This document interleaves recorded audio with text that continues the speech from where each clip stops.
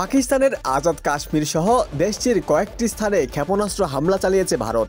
মধ্যরাতে দেশটির মোট ৯টি জায়গায় হামলা চালানো হয়েছে বলে দাবি করেছে ভারত সরকার।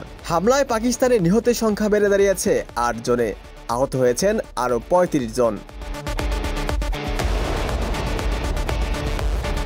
মধ্যরাতের ওই হামলায় পাকিস্তানের দুটি মসজিদকেও লক্ষ্যবস্তু করে ভারত। বুধবার এক প্রতিবেদনে এই তথ্য জানিয়েছে পাকিস্তানি সংবাদ মাধ্যম জিও নিউজ।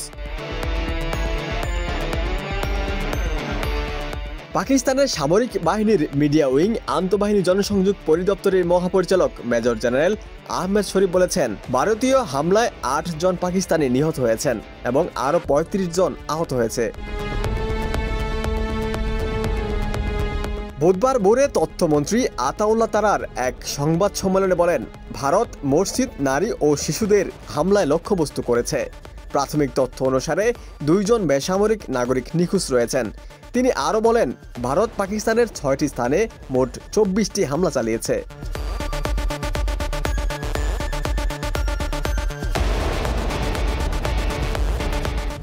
ভারতীয় বাহিনী কুটলিতে মসজিদ ই আব্বাসী নামে এক মসজিদ লক্ষ্য করে হামলা চালিয়েছে, যেখানে ১৬ বছর বয়সী এক কিশোরী এবং ১৮ বছর বয়সী এক ছেলেসহ ২ নাগরিক নিহত হয়েছেন। কুটলিতে ভারতীয় হামলায় এক নারী এবং তার মেয়েও আহত হয়েছেন।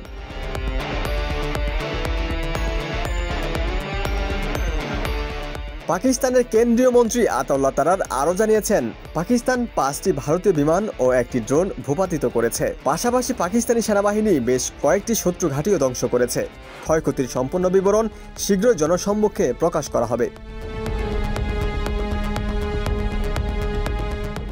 এর আগে সংবাদ মাধ্যম এনডিটিভির এক প্রতিবেদনে বলা হয়েছে, পাকিস্তানের ৯টি স্থানে যথাযথভাবে হামলা চালানো হয়েছে।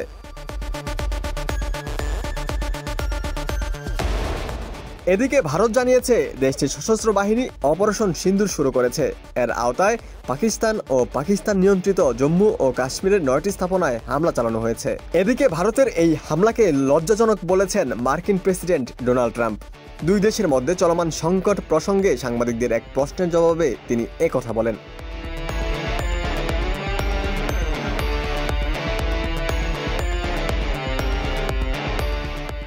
ভারতের এই হামলার ঘটনায় উদ্বেগ প্রকাশ করেছেন জাতিসংঘের মহাসচিব অ্যান্টনিও গুতেরেস। তিনি উভয় দেশের সর্বোচ্চ সামরিক সংযমের আহ্বান জানিয়েছেন।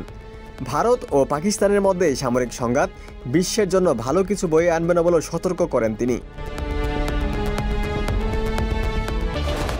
গুতেরেস জানিয়েছেন, নিয়ন্ত্রণ রেখা এবং আন্তর্জাতিক সীমান্ত পেরিয়ে ভারতের এই সামরিক অভিযান নিয়ে উদ্বিগ্ন তিনি। ওমর ফারুক, ঢাকা প্রকাশ।